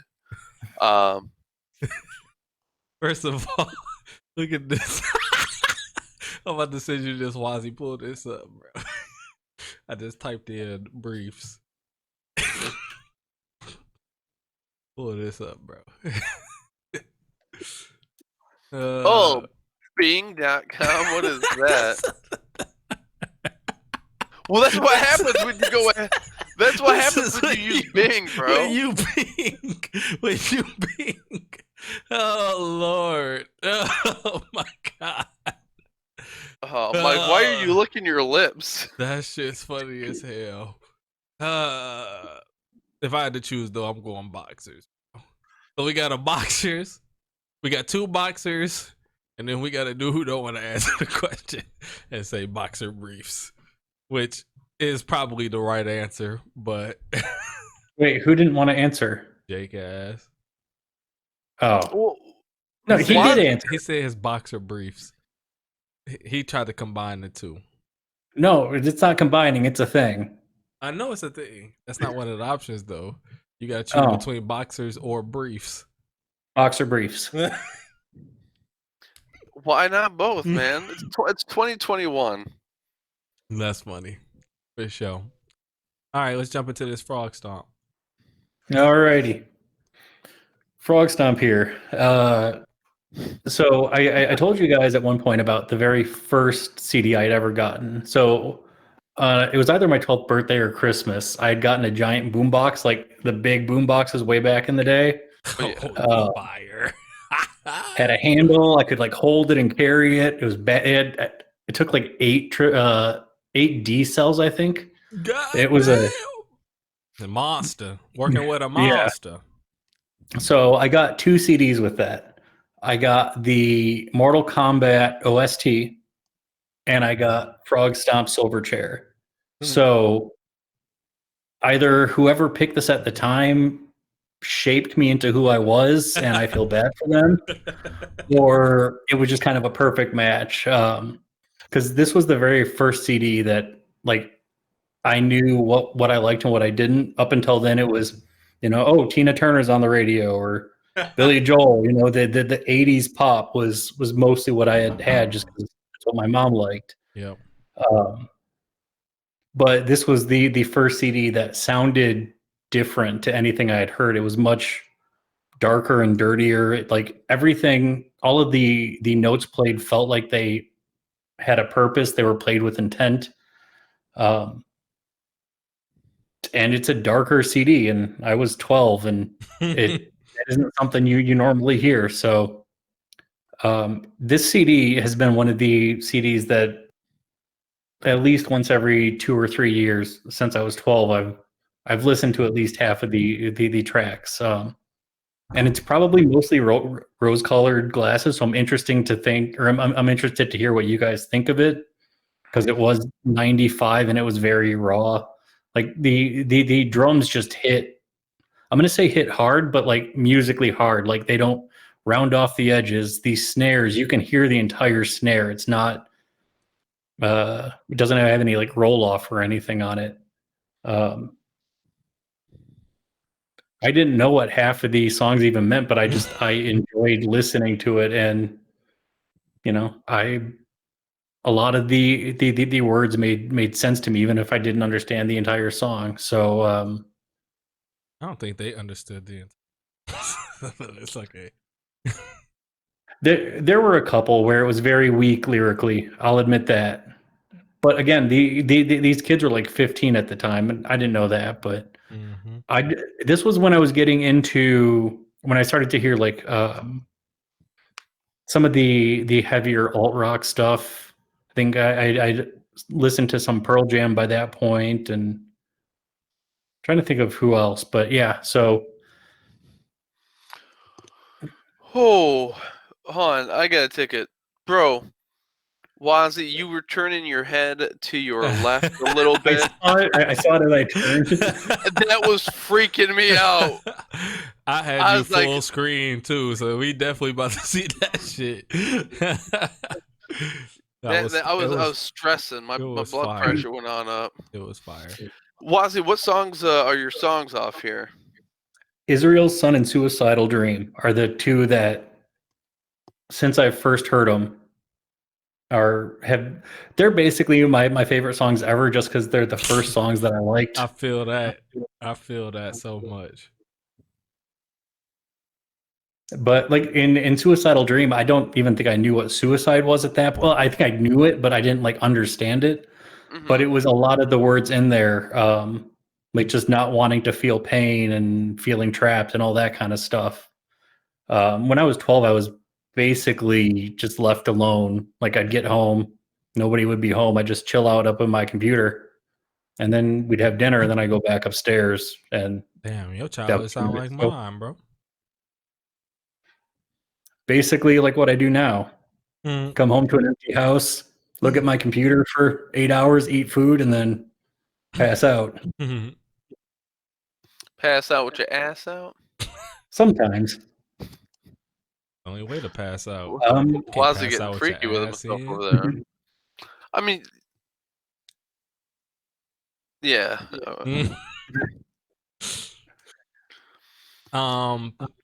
Jake, or not Jake, Wazzy, everything that you said just now, on point.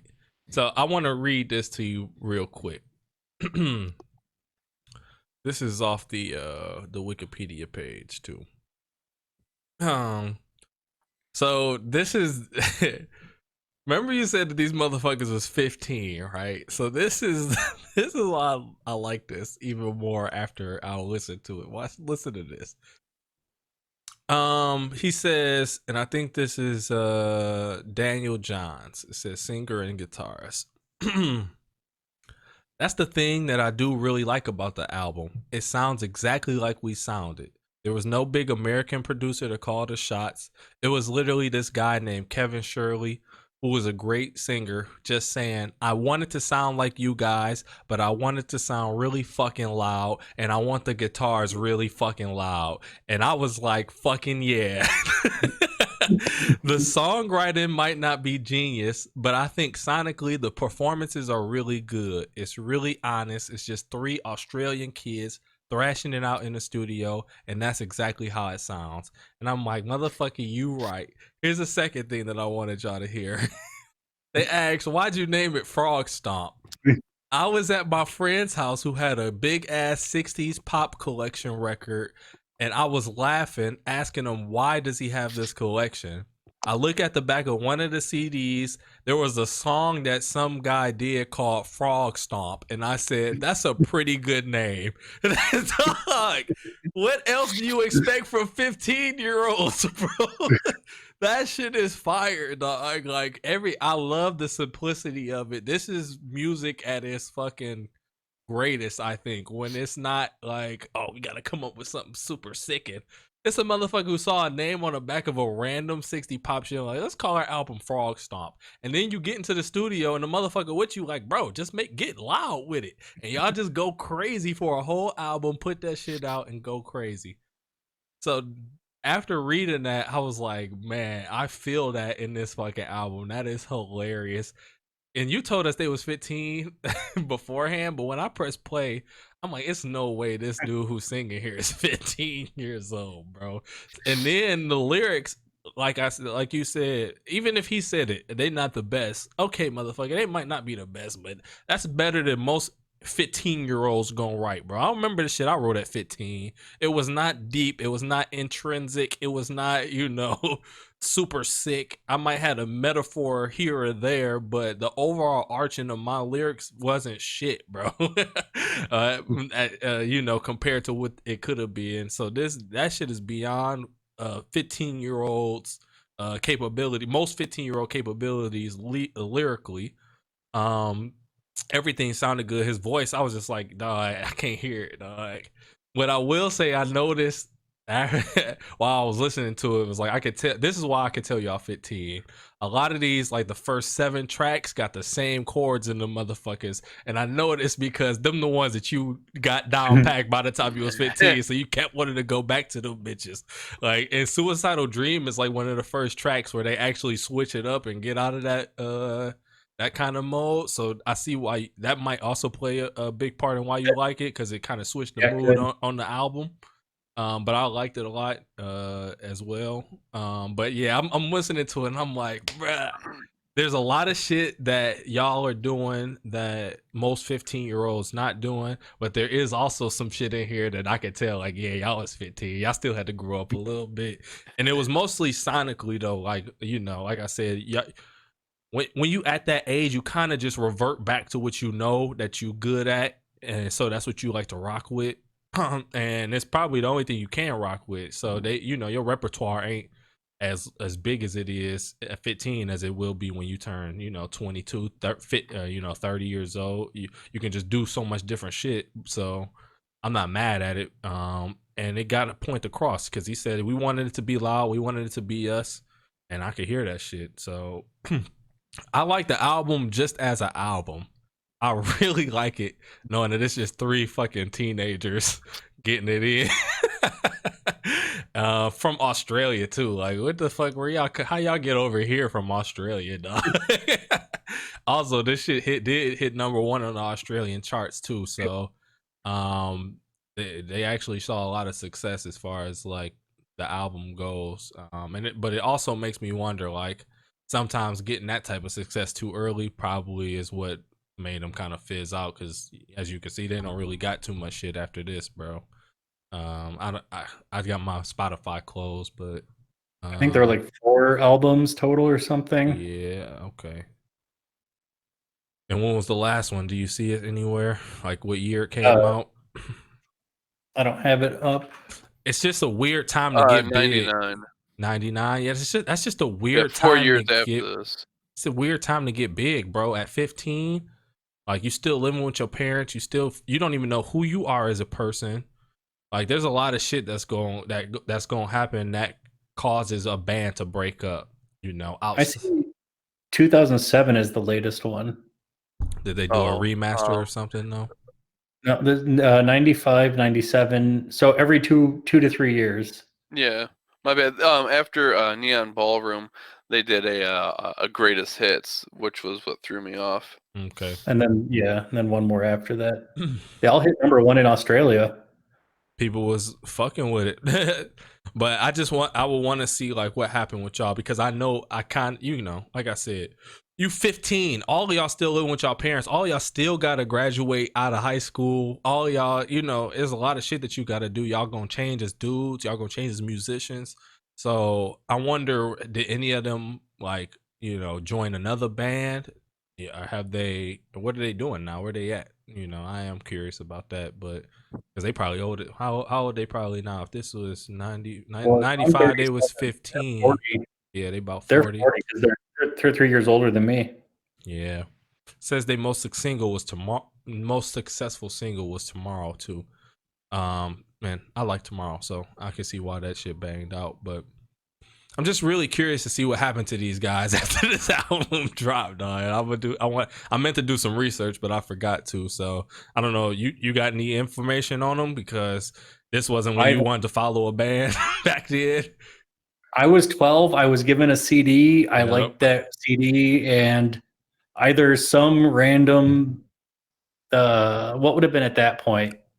What were the big music stores? Like in whatever, 95. Yeah, it's probably, I think, FYE. Radio Shack, FYE. Like some 16-year-old at Best Buy saying this is a great album to my mom. And damn, back when that shit worked, bro. That shit used to work, bro. Because you already in there to buy something else. Just throw this little $10 CD in there for your kid. He gonna like it. And it's got, remember, that's when they started putting them fucking stickers on the shit. It's got the E for Everyone on there. It's gonna be all right for him. Ignore the track Suicidal Dream. So go ahead, Jake. On you. I liked it. I forgot about until just now, I forgot about how young they all are. So now I really want to go ahead and go through it again.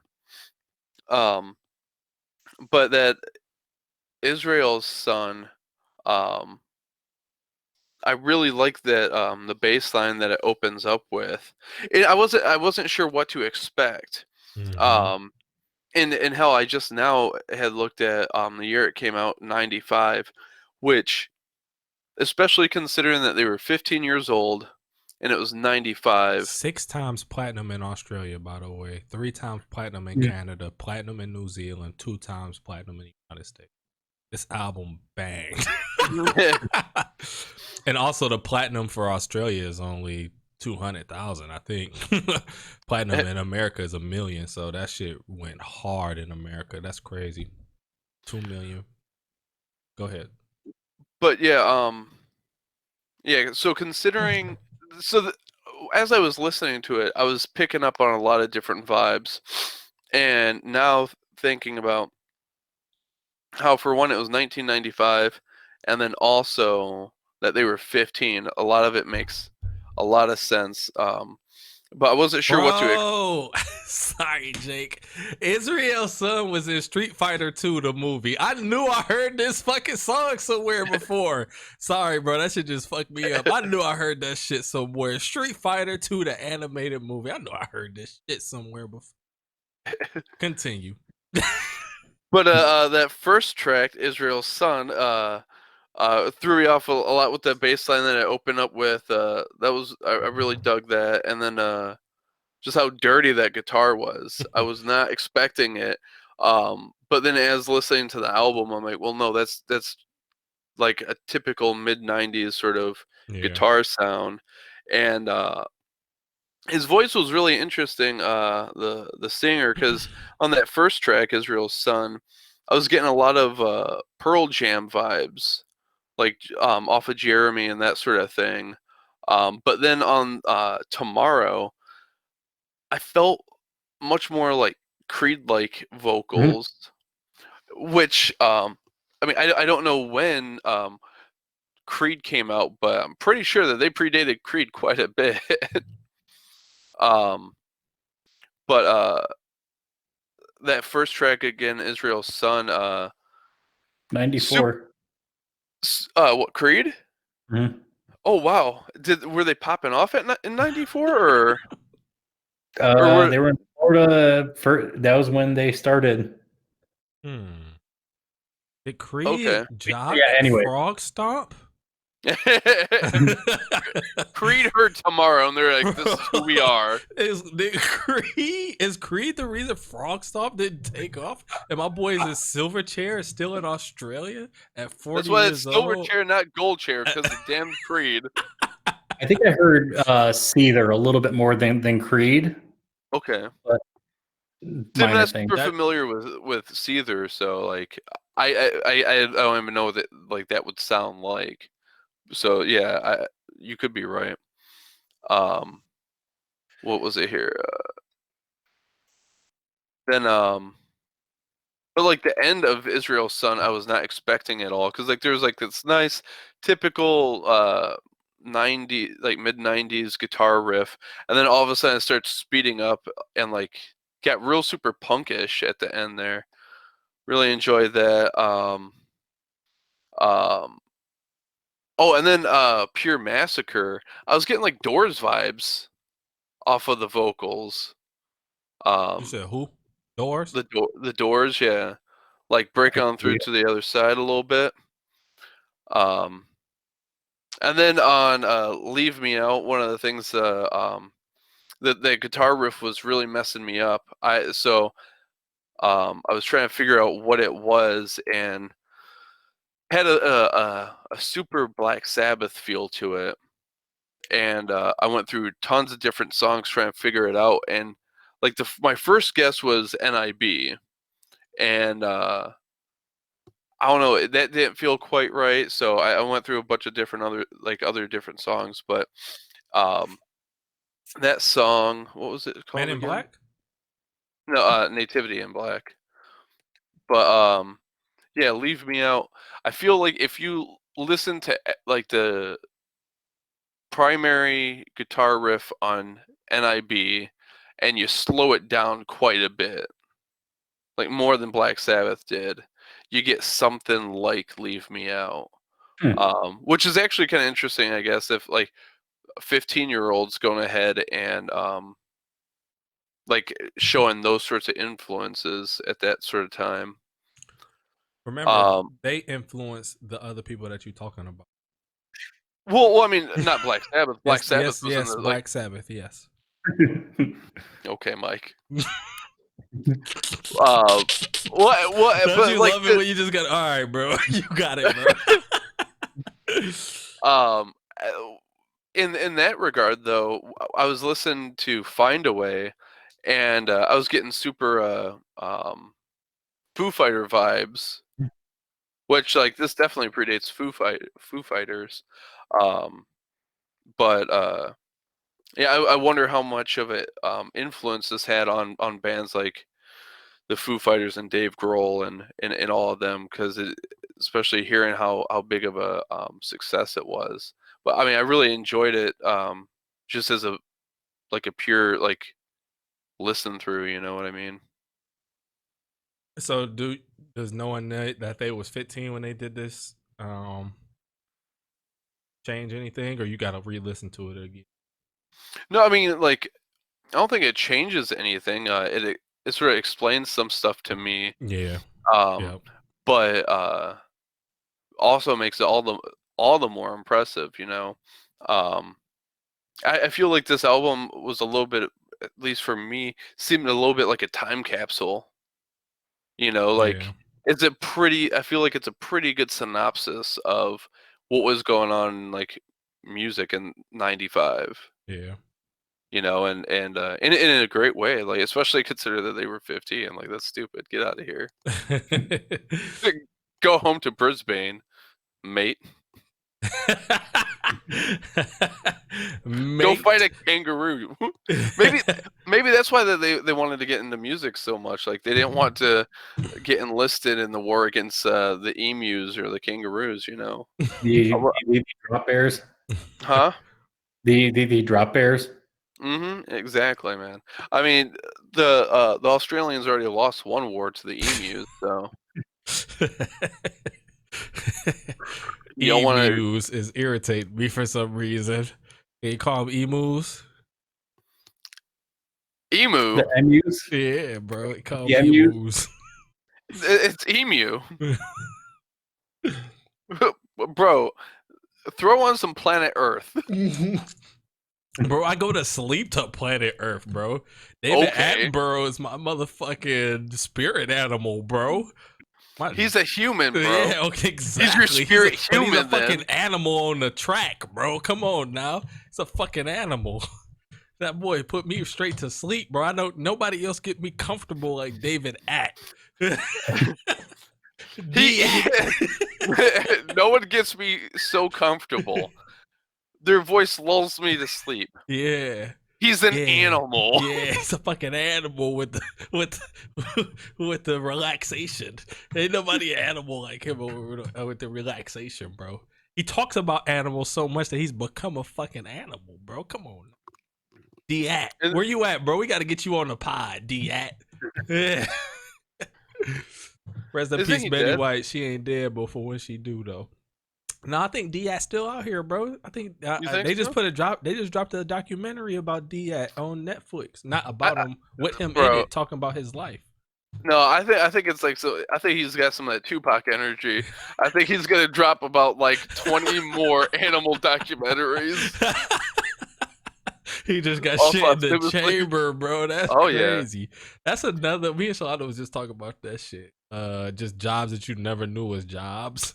Like, how the fuck you get into the voiceover all the animal documentary game? SilverChair though. This was I really appreciate you sharing this with us, Wazzy, because it shows me this makes sense, bro. Listening to this album, I can see how you got from here to where you are now. This shit is good. I rock with it. And this is the type of shit I like to see. Like, I'm surprised Frogstomp isn't like your password for all your shit. Like, this is one of the things that would just be, yeah. It is. My bad. I just blew the spot up. My bad. Good job there, Mike. Well, we gotta change it. They don't know what numbers we throwing after it. Yes, they do. It's Frogstomp 69. Of course it is. My bad. Frogstomp 420. I'm blowing up the spot, bro. Way to go, Mike. Sorry, dog. Now he doesn't have to just change his email password, but his bank password and everything now. So did you re-listen to this week, Wazzy? I re-listened to it last week and this week and a couple of weeks ago. Okay. So I don't know. I only asked you that because it says remastered on here. Do you hear a difference in the remastering? Maybe you don't even have the CD no more, but I mean, I know you don't, but I remember the CD was silver on both sides, and that was really cool.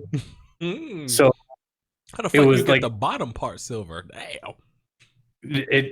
Let me see if I can find it. I feel like that's a confusing thing. Like, I don't know which way to put her in now. Yeah, that's another thing. You got to find that shiny part. I guess it sounds the same to me. Like, here we go. So this was the CD. Okay. So it was just like nothing on it. Yeah. I kind of like CDs like that though. But yeah, I mean the booklet days. What was the name? Booklet. The liner notes. Those were always so hit or miss. Like, cause I want something like. Well, and it's actually funny because, like, if you think about before the internet, you know, and how great of an album that was,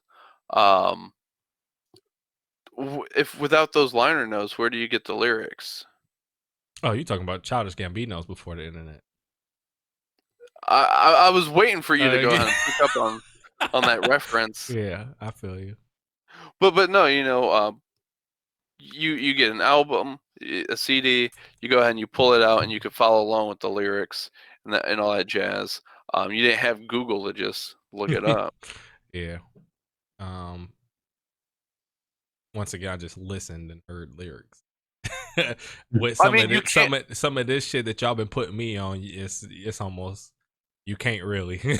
So I would have wanted lyrical breakdowns for some of the shit that y'all put me on for sure. But you're right. I don't know, bro. I don't know what people did without the booklet.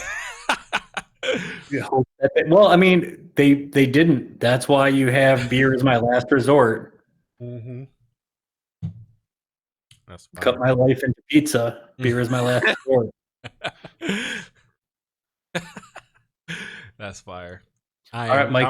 We got next week. Yeah, I'm really happy about this choice, Wazzy. Keep these type of joints coming. To the very nice city. Oh, I'm gonna go with my next album after this. I'm gonna go up through high school for sure. I'm trying to contemplate if I want to get into some I want to go on this path of real hip hop, or if I want to do one album first and then go on that path. You got that one, and then you wanted to tell a story. You'll want that one out of the way first. I had one I wanted to tell a story. Well, if you have a path you want to go down, like I'm going to tell the history of Wall. Yeah. No, it's not really a story. It's just trying to figure out if this is something that you would fuck with or not, Waz. Because it's older hip hop, like early 2000s, late 90s shit. So was it a lot of different 40? Was it top 40? No, hell no. And I might like it because it was the repetitive shit that.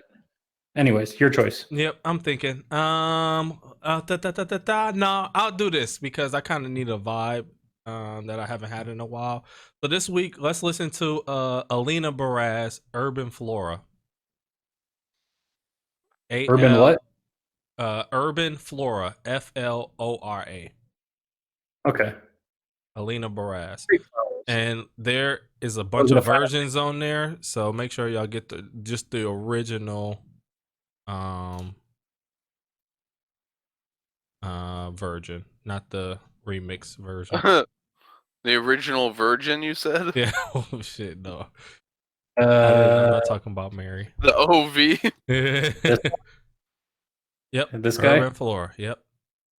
Wow, short album too. Yes, sir. But it's such a. If you can see, they got the remixes up there. If y'all want to listen to some of the remixes, they vibe too. But we're gonna just talk about this original album. So. By the way, David Attenborough is still alive, okay. and he's 94 years old. This hoe looks so disgusting on his Wikipedia page. Like, that is not your best foot, my guy. That's funny. Oh, I forgot.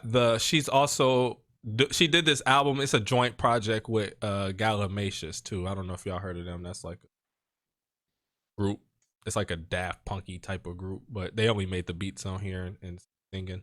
So they made the beats, she made the eats. Yeah, I don't know if that's allowed to say that, but cool. All right, boys. Cheers one more time. Wazzy was drinking out that same can this whole time, so I know ain't nothing in there. Hey! Shut the fuck up, Mike. What you talking about, boy? Aha! Aha! That's what you should have said. You should have hit us with the aha. This is No Consensus Podcast. Peace. I got to here anymore. First of all, shout outs to the toilet rolls in the back. Second of all, Jake, we are like fucking terrible. We're terrible, bro. We are fucking terrible. We are terrible. What are you talking about? We are terrible. Just like a fucking man. Let me tell you why we terrible, Jake. We're just like a fucking man. This is why I hate men. We didn't even fucking notice, bro. We didn't notice. What are you talking about, Mike? Check the chat. Look at what Wazzy's sitting in right now, bro. His jerk-off chair? Brand new chair, bro. We were supposed to compliment this man on this chair before at the beginning of this goddamn podcast. But just like men, we don't know this shit. We don't know this good shit when we see it. We don't give a fuck about. We take for granted the good shit, the good people that we have in our life. We don't compliment them when we need to. Wazzy, that chair is fucking fantastic. Get out the way. Let me see the chair, Wazzy. Move. How's that booty feel, Waz? You will notice this is blue and this is black. I had originally ordered a blue chair in December and they couldn't get it, so I still had the blue headrest come in because it's cool. But that's like one of the work joints. Yeah, it's the same one. Herman Miller Aeron. Wazzy got a new chair, and you ain't say shit. I ain't say shit. We ain't shit. Congrats. How's the booty feel on it, Wazzy? Pretty good. It feels like the work chairs if Darren wasn't in every one of them. Yo, I'm gonna have to break that out. How long have you had it so far? I got it last Friday. Okay, so this about a week review. I'm gonna need that 30-day review. Well, if you don't see it, I don't like it. All right. Well, Just yeets it out into the backyard.